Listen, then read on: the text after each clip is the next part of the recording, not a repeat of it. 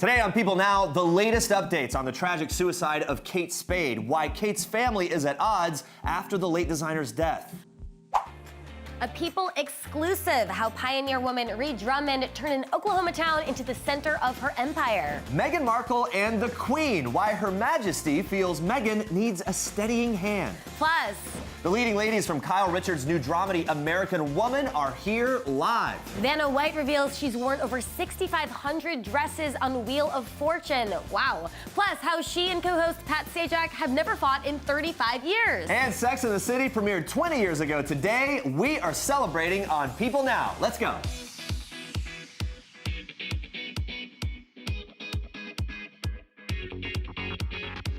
All right, here we go. Happy Hump Day, people. Woo! Welcome to People Now. Here's what they say you should do. Put on the sassiest heels that you have. Have a little Cosmo today because, yes, it is the 20th anniversary of Sex and the City, everybody. Yes! Oh, we have some fans here. So in honor of the fabulous show's premiere, we want to know what you loved most about Sex and the City. Was it the friendship, the fashion, the sex, or the cosmos? Lots to choose from. We're making you choose, though, apparently. Yeah, let us know by voting in our People Now poll on Twitter, or just tweet us your favorite part of Sex and the City with the hashtag People Now. We're excited to get the results. Can't wait to see what you have to say. But first, here's what you need to know and what's trending today. On a serious note here, David Spade is mourning the tragic death of sister-in-law and designer Kate Spade. The actor paid tribute to the beloved handbag creator on Instagram Tuesday, hours after news of her apparent suicide was made public. Spade wrote this, "Fuzzy picture, but I love it. Kate and I, during Christmas family photos, we had so much fun that day. She was so sharp and quick on her feet. She could make me laugh so hard, I still can't believe it. It's a rough world out there, people. Try to hang on." The actor also tweeted out this picture saying in part, "Katie at my book signing, I love this pic of her, so pretty. I don't think everyone knew how funny she was." And Kate Spade's niece, actress Rachel Brosnahan, sharing fond memories of her late aunt. On Wednesday, the Marvelous Mrs. Maisel star shared an Instagram video of Kate dancing with her husband Andy Spade as a mariachi band played in the background. Rachel captioning it, "Knowing Katie, this is how she would want to be remembered. She had a light that words can't capture, but touched everyone she came into contact with. She was exceedingly kind, beautifully sensitive, insanely talented, funny as heck, and one of the most generous people I've ever known. She was effervescent." She added, "Hug your loved ones extra tight today."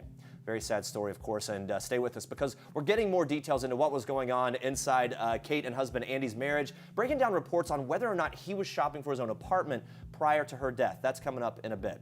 Now on to this. Pioneer woman Ree Drummond is taking the world by storm, but she wouldn't be anywhere without the support of her family. The 49-year-old Food Network star, who recently unveiled an 8-bedroom boutique in Pawhuska, Oklahoma, credits her cattle ranching husband turned business partner, Lad, for helping launch her endeavors. She tells people, quote, "Every good idea I've had has come from him." The couple, who also plan to open a pizzeria and steakhouse, share 4 children together and remain driven by their strong Christian faith. Drummond adding, "We're Bible-reading folks, and we love that verse that says, 'Do not store up for yourselves treasures on earth.' We're very mindful of storing up our treasures in heaven. It's exciting to use whatever success we've achieved to do things that aren't just about us." But things aren't always picture perfect. Drummond explaining the pair each designed 4 separate rooms in their new hotel. Watch this. There were definite disagreements, but that is part of why Lad had the brilliant idea to split the building into 2 halves. He got 4 rooms to design and decorate, and I got the other 4 rooms. Ree always makes time for her family because that's what comes first, and it's the most important thing in her life. Man, I should have briefed you beforehand. Even though she's so busy and he's so busy, they really make time for each other and make it a priority to nurture their love and their relationship. When we're apart, that's when things start to get tricky, so we have to make sure to preserve the time together. Love it, and I love Lad, and I love that his name is Lad. And Drummond credits this sweet nighttime ritual after silly disagreements. She reveals, "I know that if our feet touch before we go to sleep at night, we're not going to bed upset or angry. If we've had a little disagreement, as long as our feet touch, it is all good." It's the little things, guys, that make it work. Stick around. We'll be breaking down more of Ree Drummond's mega success in just a little bit. But first, we move on to this. This one is for you, Royal Watchers. Queen Elizabeth has invited Meghan Markle to join her for a day of public duties on June 14th in Northwest England without Prince Harry. Now, while Meghan toured the UK with Harry leading up to their wedding in May, this will be the first time she joins the Queen on her own. And yes, this is a pretty big deal. Now, the Queen and her new granddaughter-in-law will head to Chester, about 2 200 miles northwest of London, via the royal train for the joint engagement. The train is 9 carriages long, and get this, it's been used for decades to travel senior members of the royal family on longer haul trips. I love this breakdown. Inside, there are multiple saloons and lounges for each royal. The Queen's personal saloon has a bedroom, an adjoining full-size bathroom, and a sitting room with a small dining table and a desk. It sounds fantastic. And if it seems to you like Meghan is kind of jumping very quickly into royal duties, well, you're absolutely right. Royal biographer Ingrid Seward says, quote, "This is happening at triple speed." Just for comparison, Princess Kate did not join the Queen until almost a year into her marriage to Prince William. But it's a very good sign that Meghan is doing so. Historical consultant Robert Lacey says that the joint outing is a, quote, really positive sign of favor, encouragement, and endorsement by the Queen.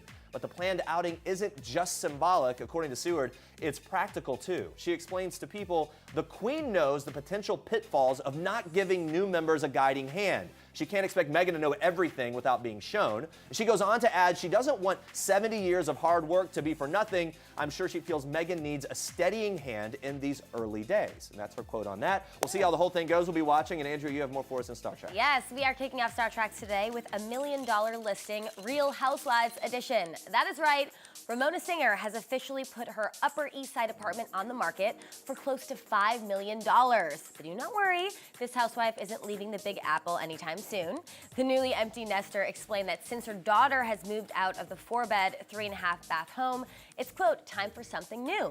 Now, Singer has lived in the breathtaking corner property for over 20 years, but after her divorce from her ex Mario in 2014, the reality star gave it a head-to-toe makeover, and it is very beautiful. There are several floor-to-ceiling windows that offer great views of the city, plus newly renovated countertops and appliances give the apartment a super sleek feel. The apartment also features a powder room, a washer and dryer, abundant storage, an integrated audio system, and a welcoming entry gallery. Not to mention, the apartment is in a full-service building with a doorman and a beautifully landscaped common roof deck overlooking the city. So if you've got an extra $5 million to spare, I don't know, pocket change, this apartment is definitely worth the hefty price tag. All right, moving on to this. Are Gigi and Zayn back on? The former couple, who called it quits in March, were spotted getting extra cozy on Gigi's Instagram story Tuesday night. Now, although Zayn's face was strategically hidden in the picture, we still see those tattoos, that bleached hair. Come on, you guys. There's no hiding on the gram, especially for Zayn. Now, speculation that the couple might be rekindling their romance began in April after the 25-year-old singer was spotted leaving his booze apartment in the same hoodie he arrived in. Explain that one, Zayn. Yeah. Then, just a little while later, the duo was spotted kissing, yes, kissing, in the streets of New York City, just right on the street. So, G and Z, whether you two are fully back together or just super friendly exes, can you let us know? We cannot take the back and forth. At least Jeremy can't, I know. Got a Zayn obsession. I need to know. All right, now on to someone who's been in our lives a long time now. Wheel of Fortune's staple co-host Vanna White is still loving life by the big board, 35 years after first accepting the gig in 1982.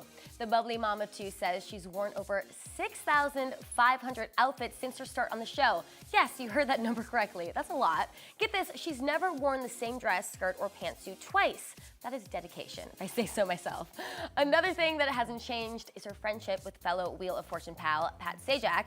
She says the pair have always had a, quote, brother-sister connection and that they've never had an argument. So 35 years, not one fight. That is friendship goals right there. While Vanna says she's not going anywhere anytime soon, she can't help but feel grateful for where she is now, adding, I'm pretty happy and don't have anything to complain about. You go, girl. And those are your Star Treks for today. Yeah, we fight like once a day. Yes. So it's like 35 years, forget it. Stay with us. We have more details surrounding the tragic death of designer Kate Spade and whether or not she and her husband were having relationship problems prior to her heartbreaking death. All right, guys, let's check in on our question of the day. So in honor of the 20th anniversary of Sex and the City, we've been asking you, what's your favorite part of the show? All right, so here we go. Some of the results are coming in. I believe we've been doing the poll online, and so it's... Looks like the friendship. It's running away. Wow, I'm Fashion, surprised. Number two. The sex way down the list. The Cosmos last, which is maybe the most shocking to me. I know. You'd know think what? that the Cosmos We jokingly say that, but let's be real. The success of the show, why people have connected to it, took it to theaters, it became the movie series, and the whole deal is because of the friendships. And the thing, too, is all those things below kind of have to do with the friendships and everything. It's all in the context. No one wants a Cosmo by themselves. You need friends to go along with it. Otherwise, it's just sad. It's true. Glad we're breaking that all down in great detail. As we celebrate the 20th anniversary, guys, keep taking our Sex and the City poll, but now we move on to this. Yeah, People cover star Reed Drummond is expanding her Food Network empire, opening restaurants, bakeries, and even hotels. Yeah, Reed's career first kicked off as a blog in 2006, but now includes 5 best-selling cookbooks, a hit TV show, a lifestyle magazine, housewares lines, and even more. Yeah, Reed and her family currently reside in Pahuska, Oklahoma, and the success of her restaurant, The Mercantile, and hotel The Boarding House, has greatly helped boost the economy after the town fell on hard times. Yeah, and Pahuska holds an extra special place for the family since Ladd actually grew up there. He notes that his wife's celebrity status has provided an opportunity to show off his hometown as tourists flock to the area to catch a glimpse and a taste, of course, of Reed's popular eateries and businesses that are all over there. Yeah, now the Drummonds employ more than 250 people, many from the community and surrounding areas. Now here's a look inside the restaurant that helped establish the family as a neighborhood staple. The Mercantile is our store, restaurant, and bakery. Ladd and I opened it in October of 2016. It was a real labor of love. Ladd and I are a pretty good match because he's really good at spatial reasoning, and he can think about the walls go here and we need to, run the ducks up here. And I show up toward the end and splash color and sparkle all over everything. Fans are flocking to the Mercantile for down-home chicken fried steak. You have massive pecan sticky buns. You have cupcakes. It has all the comfort food classics you could ever want. Well, guys, we are learning more about Kate Spade's emotional state at the time of her death on Tuesday, including the state of her marriage to her husband of 24 years, Andy Spade. Yeah, according to reports, Andy had been apartment hunting in the months leading up to Kate's death. A source tells People that the couple, who were parents to a 13-year-old daughter, were, quote, having relationship problems. Yeah, and The Blast is now reporting that Andy was looking to purchase a new 1 or 2 bedroom apartment in New York City due to these problems, but no word on the cause of those marital issues. Yeah, but in a 2016 interview with People, Kate explained that she and Andy, who worked together to start their business and even made bags out of their apartment when they first started out, were very different people, both at work and at home. Yeah, here's a quote from that interview. She said, "We just have different personalities. He's more relaxed, more of a risk taker, and I'm a little more detailed and uptight, neurotic." And there's more family drama surrounding Kate's death after her older sister, Rita Brosnahan-Sappho, made statements to multiple outlets on Tuesday night saying the suicide was, quote, not unexpected by me. Yeah, but a source close to the family claims Kate and her sister have long been estranged for more than 10 years. Yeah, that source also says Kate was a kind, generous, funny, warm, and extremely private person, and that the family is disgusted that her sister is painting, quote, a picture of someone who didn't know her at all. Yeah, according to Brosnahan-Sappho, on the other hand, the two spoke on the phone for, quote, 6 to 7 hours on end prior to her sister's death. She also says that her late sister, quote, chickened out from multiple attempts to seek treatment because she was concerned how hospitalization might harm the image of the happy-go-lucky Kate Spade brand. So just such a sad story there, and we wish them the best as we move forward. All right, moving on to this. Fans of Partridge Family star David Cassidy were devastated when he died of organ failure on November 21st at the age of 67. Now, he had a long history of alcohol abuse throughout his career, and in February 2017, Cassidy exclusively revealed to People that he was also battling dementia. Now, a new documentary airing on A&E next week will show Cassidy recording an album and dealing with his health issues during his final months. But everything isn't quite as it seems. After Cassidy is rushed to the hospital after falling ill in the recording studio, he calls producers to explain what happened and makes a shocking admission. Watch this. There is no sign of me having dementia at this stage of my life. It was complete alcohol poisoning. And the fact is, I lied about my drinking. I did it to myself, man. I did it to myself to cover up the sadness and the emptiness. Yeah, as it turns out, Cassidy was still abusing alcohol until the last months of his life. He really shocked producers of the docuseries with his revelation, even his adult children, Katie and Bo, who assumed that he was living a clean and sober life at the time. Yeah, after Cassidy's admission, A&E producers debated what to do with their footage. And the producer that Cassidy called in that video clip, Saralina Weinfeld, says that they really grew to like him during filming. They wanted to honor him and not to exploit him at all. Yeah, but she goes on to add, here's a quote, "Ultimately, he was honest about what killed him, and we decided that his legacy would be best served if we shared that." Executive producer John Marks agrees, saying, quote, "I think he really had a desire to let the world really know him as he was. I think he knew that the drinking would come out and be a part of this. He felt strongly that he wanted to talk to the world about that." And now onto this. The ceremony itself takes place on a cliff in a yard. It's like a yard, a grassy area on a cliff overlooking the ocean, surrounded by rice fields. It's really picturesque.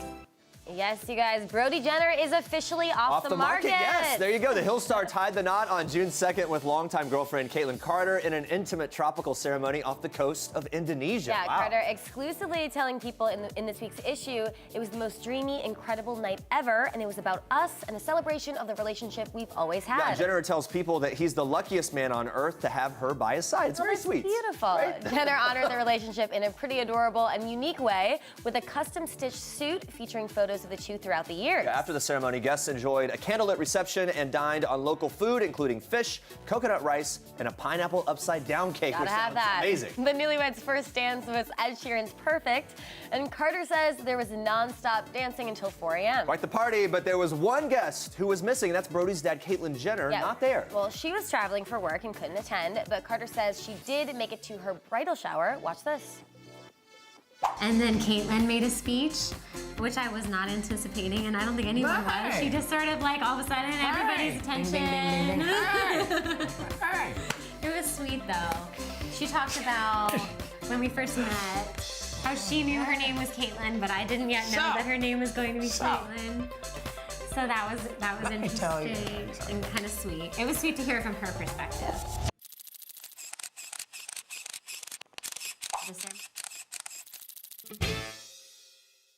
Well, what am I supposed to do? Maybe I should call him and take him back. Forget this ever happened. Bonnie, you cannot do that. Diana's right. Daddy always says a snake can shed its skin and straighten its line, but at the end of the day, it's still just a snake trying to get back into the coop. Okay, Texas is a very weird place.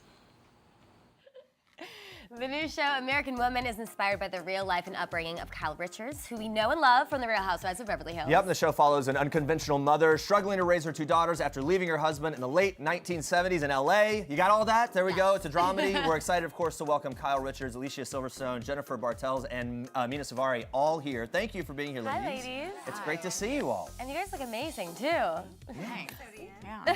That's what we always give it. So We're really excited about this show. Now, Kyle, the series is loosely based on the life of your late mother, Kathleen Richards, as we said. Now, you said that this series is kind of like a love letter to your mother. What would she be most proud of? That I'm, living out my dream, and, I had goals and dreams, and I went there for it, and I got it and make it happen. So I think that she'd be proud of me for doing that, because she always taught me to do that. And yeah, I think she'd be proud and excited about it. Yeah, what would be the hardest part you would say about going for that goal? Because I feel like a lot of people, they have this idea for a project or something, but then you're just kind of scared to actually go for it. I never was scared. I was coming from a place of love and the utmost respect from my mom, and I knew that going into it, and I knew it was going to be also a lot of fun. So I didn't feel that. So even though we know it's not autobiographical, it's inspired by, and there's a differentiation. Very there. big difference. But what true life story or maybe experience is depicted here that maybe you're excited for people to see and kind of get a little taste of? Well, in the pilot, there's a scene that actually did happen, but Yeah. it's a fictional version of it where you really see, when my mom had to put on a brave face for her daughters and be strong and confront these two men that are following them home. So there's a lot of moments like that you'll see throughout the show that actually did happen, but a lot of it is, created by the writers. And so you've got those great moments, you've got the exciting moments and the dramatic moments. Is there something that was tough to revisit? No, I do get emotional though. Some of the scenes where, they get divorced, and because as a little girl, I don't really remember my parents being married. And I just remember seeing his clothes in the closet. So there's times where I see Alicia playing my mom, what she was really going through, and I get choked up every time. Yeah. In the pilot, there's a scene, Alicia, is in the mirror and Misty Blue's playing that song, and I just, every time, I just cry. Yeah, that's gotta be kind of hard sometimes to then watch you kind of play that role. For you, Alicia, like what was your favorite part, or what did you connect to most playing this independent woman? Well, when I read the script, I just thought, what an incredible part for a woman. For me, you know, she's so juicy, and there's so much going on with her. There's so much for me to do and sink my teeth into. And I just love that Bonnie's this firecracker. She's you know, so passionate about her children and loves them so much, but does very irresponsible things often. And she's, you know, It's kind of part of the deal, right? That's what makes it so interesting. And she's like this wild, you know, ferocious person, but she's also incredibly vulnerable and going through so many different things. So it's just so much fun to play her. And ladies, I get the idea, just watching that clip even that we saw coming into this interview, that it must have been so fun to kind of deliver the lines that were written so well, and to be able to deliver them in that way. There's always this sort of cheekiness, the tone is there.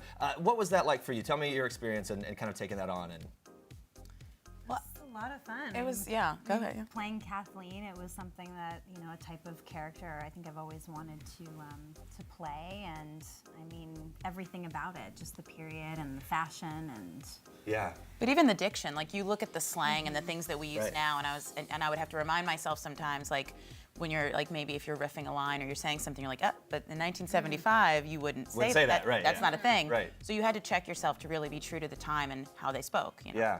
And look, you look at the 70s, the look, the feel, the revolution of the era. Specific to that, and I guess you kind of did hit that a bit, but was there a part of that era and that tone that was just really great to kind of, you know, put on the costuming, get in that mood, and kind of feel like you were there? Yeah, you're transported into the 1975, Yeah. and it's glamorous, sexy, Beverly Hills, California. So it's like, you know, our clothes are so glamorous, and we are wearing amazing jewelry because your mother, Kyle's mom, wore so much jewelry that I wear so much jewelry. It's like her armor. Yeah. It's like she's putting on her bat suit. Yeah. But it's and you would know and I would what know. that feels like. It is, like, because there's a whole thing where it's all laid out. And it's like 1, 2, like massive jewelry. It's like in Beverly Hills, and the best moment of Beverly, like the iconic Beverly Hills. Yeah. People are more casual now. Then, you know, when my mom had friends over, they were always dressed up, like, you know, gorgeous dresses, jewelry. The richest people in Beverly Hills now dress the schlubbiest. That's kind of the sign of the most money is like sweatpants and not, you know. I love that, like there's a lot of jewelry and stuff. Kyle, did you get a say in that, or kind of have the feel of the outfits and everything? It was really exciting because in producing it, I had such a vision in my head, and I was able to be a part of the clothing, the hair, the makeup, the cars they drove, where we shot, everything, the music. So it was really fun to be on the other side of the camera. Were you tempted at all to jump in though? Because I feel like that would be very tempting. No, actually one day I was on the set and we were shooting at a roller skating rink, and someone said, you know, Kyle, why don't you throw on some like 70s clothes and just kind of like skate by in the background? That'd be fun to have you kind of like show up. And I said, you know what? I really don't want to do that. First of all, I'm liking my producer chair, sitting here. Yeah, right. I don't want to leave my chair that says producer here. Yeah. But I really didn't want to distract people and take them out of that moment, because it was really important to me that you felt you were in the 70s. And Can I just ask this of you ladies, knowing that here's Kyle, this iconic family and everything. I don't know if you were fans of Real Housewives before, like the show at all. Was that something you're aware of, that you walked in and were like, oh my gosh, to some degree there's that, and now she's like producing this thing? Yeah, it was fantastic. I had never seen it, but I was looking for Kyle the man in the room when I met. But now I love her so much. Wait, you were looking for what? When I had my first meeting, on my on the sheet for like who I was meeting in the room, it said Kyle Richards. Oh, I thought that was a man. Oh my gosh! so then I was like, which was actually way better. Yeah, right. Well, in some ways, right. Now you got to go back and binge watch and get an even better feel. I watched a little because she told us that she spoke about it, and it was really fun to see. That's really great. And she's so lovely on it. Yeah. I was saying, what about you, like jumping in and working with Oh, no, I'm a big Real Housewives fan. So when people ask me, you want to be like, I don't know, but I'm like, oh, no, I knew about it. Yeah, so why not just own it and say I do? So it's been a dream come true to work with such lovely women and like strong women, like on Real Housewives, like for all the ups and downs and drama of it. It's a lot of strong women that are like empowering and lifting each other up and doing great things business-wise. So it's cool to have like be a part of this new venture in Kyle's life. Do you have to try not to ask too many questions about Real Housewives because you're a fan? Oh, no, I mean, I go there and I do the work. When I did meet like Lisa Vanderpump, it was very hard for me to just be like, hey, what's up? She's like, I'm Lisa. I was like, oh, I know. Yeah. know who you are, you know? All right, ladies, let's Okay, have fun since here a little bit. takes place in the 70s, like we were talking, we want to put you to a fun 70s challenge. Learn some of your favorite things about the era. We'll decide if it's fun afterwards. You guys can play. You ready? Okay. Best dance move from the 70s. Or your favorite dance move.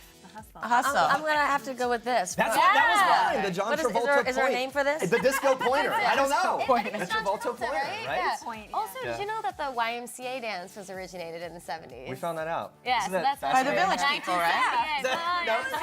Yeah, Best fashion craze of the 70s. Bell bottom. Bottoms? Yeah. Yeah. Platform. That's Anything? important. You like the bell bottom? High-waisted, but then it's back. Yeah. right. That Still can works. stay. All of it's back. Yeah. The whole thing is back. Yeah. It's basically like what's happening right now. Favorite iconic song from the 70s? Anything Donna Summer. Okay. Marvin Gaye. Oh, yeah. Saturday Night Fever? Yeah, okay, you can say it. I like Play That Funky Music. Yeah, Real that's a serious. good one. Best 70s TV show. All in the Family. Yeah, I would agree with that. Okay. Ladies, yeah. I'll go with that. Mary Tyler Moore. Mary Tyler Moore. We were talking about that earlier. Is it 60s or 70s? It's 70s, right? Yeah, I think so. It went into the 70s. Yeah. Almost done. Favorite 70s saying? Groovy. Yeah. Oh, that's a good one. I was going to say, play that funky That's like, music. I think '60s. Yeah. Oh, is it? A 7? I don't know. And it's something loose. in the 60s, I don't know. 70s. Was it like a Yeah. thing they did with t-shirts? Right On, I think was Really? the 70s. I have Yeah, no idea. right. Right On. I watched it very little. Favorite actor who was huge in the 70s, and then we will decide if this was fun or not. I like Richard Dreyfuss. I just like his work in general. Yeah, so right, I liked okay. him a Goodbye Girl. Burt Oh, yeah. Reynolds. Burt Reynolds. I was gonna say that too. Burt Reynolds. Burt Reynolds. Rug. Alicia. Burt Reynolds, definitely. No, of course. Yeah.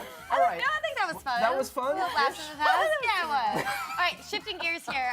The new promo for Lip Sync Battle is out. Alicia and Mina, you're facing off the season kind of to promote the show, which is really great. Yeah. Happy about that. Alicia, people are going nuts about you revisiting the character Cher Horowitz from Clueless, seeing Fancy by Iggy Azalea. Oh How did it feel to kind of channel Cher for this? Well, Iggy Azalea did in her video of Fancy, her whole video is of Clueless. Right. So So it was kind I of just homage to that. So I was video, doing right? that.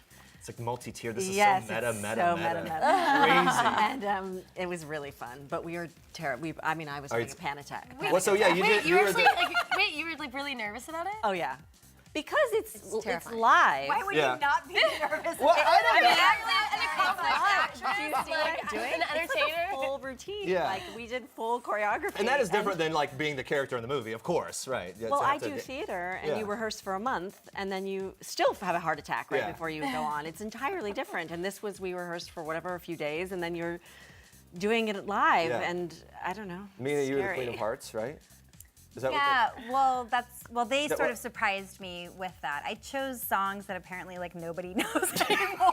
Wait, what was your? I did Dusty Springfield. That was my first song because I don't know. I wanted to sort of like, you know, like connect the show vibe Okay. with Wow, I my love song the thought choice. that And then we're- it's- I did Lady Miscare, which is Okay. like They were both great songs. awesome, but Yeah. this generation doesn't remember Yeah. who she is apparently. Okay. So Well, it was fun. but- Yeah, we're excited to see it. Would you two ever do it, or do you have a song in mind? At least for actually karaoke. came up.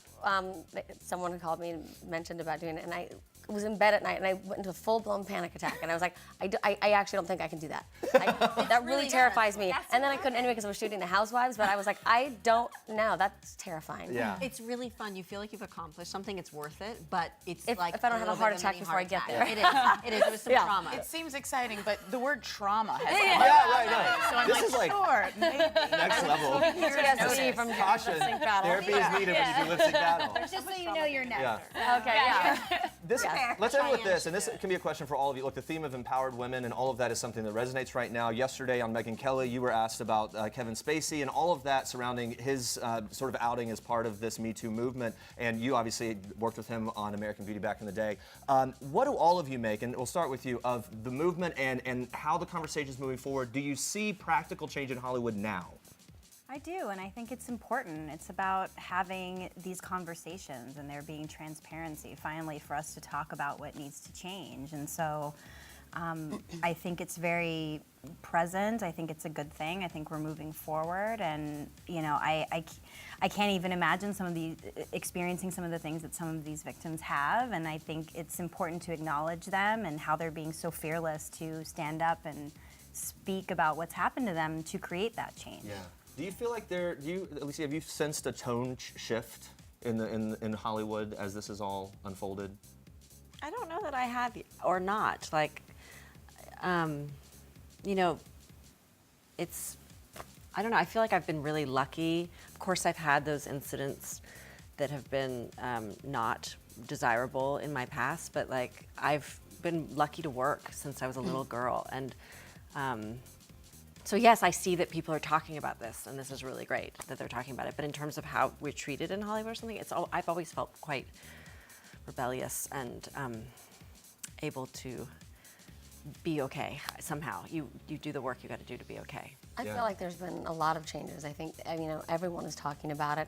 I think I've seen a big shift in how people are treated and all across the board, for getting just, you know, in the entertainment business, but in any business now. I hear my husband and his, you know, business friends talking about it in their companies. So I think we are making a lot of progress, you know. And, you know, it's funny because with American Woman, this was 5 years ago that it first came up the show, but we're dealing with all of those topics then. It just happens to be airing now. So, you know, we've made a lot of progress. We still have a lot of way to go too, though. Yeah. I think American Woman also helps open conversation and strikes new conversation about the things that have happened in the last year or two, and kind of support the idea that women can speak out and come together and stand on their own or with other women. So I think it's a good time. Great stuff. Yeah, well, thank you ladies so much. great And to talk to congrats on everything. You guys, American Woman premieres Thursday at 10 p.m. Eastern on Paramount Network, so make sure you check it out. And guys, in honor of Sex and the City's 20th year anniversary, as we make a turn here, because we've been celebrating all day, here's a little walk down memory lane. Watch.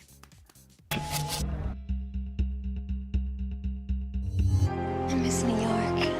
Take me home. There are a lot of reasons to love Sex and the City. I'm worth $1 million. Cheers. What's not to love about Sex and the City? Woo! Hear, hear. It was one of the first TV shows that gave us women we could relate to. They felt like our friends, our family at times, even ourselves. So flaws can be good. Flaws are the best part. You have 4 women who are in New York City. They are in the prime of their life. My weekends are for meeting new guys, so I don't have to keep the old ones. We never really saw sex on TV in the eyes of women in such a bold and sometimes really funny, sometimes really sad, sometimes just really real way. I love you, Richard, but I love me more. Yes, they dated. Yes, they went out and about in New York City. But the show was really about these 4 women and their deep love for one another. Go get our girl. This is a great time for us to look back on the significance of Sex and the City because it's their 20th anniversary. Ta-da! It's good, huh? This list is basically our love letter to Sex and the City. Read it and weep, my friends. Coming up with this list was incredibly difficult. It took a lot of Cosmos. Cosmopolitan? Cosmopolitan. We cosmopolitans. Cosmo for everyone! Oh, Sex and the City. All right, one last look at our Sex and the City poll. I think I know which one's going to be ahead. It's yep. Whoa, we're just running away with it. The friendship. That's what everyone loves. Yep. And the Cosmos down at the bottom. All right, anyway, guys, it's so good to see you today. Thank you for participating in our riveting poll and our question of the day. Celebrate Sex and the City with the Cosmo today. I know, and we're going to have another one tomorrow, so come back for that poll. Thank you so much for watching, and have a great day. Bye-bye, guys.